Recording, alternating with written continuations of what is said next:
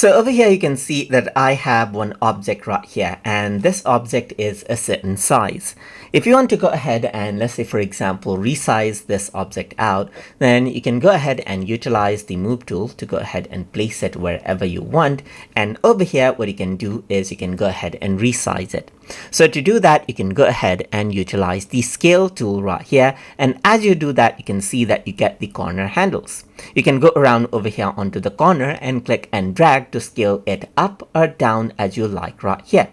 Apart from that, you can also go ahead and click and drag from the side to go ahead and squash and then scale this out as you want as well. Let me just press Ctrl Z right here, and apart from that, you can go ahead and squeeze it out from the top and bottom right here, just like this as well, to go ahead and squeeze it out as you want.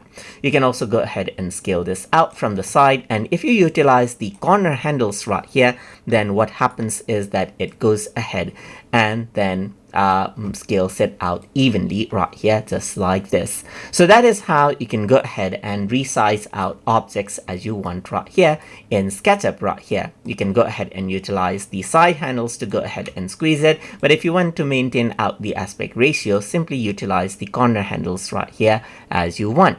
So I hope you guys learned something as always. And as always, please like, comment, share, and subscribe.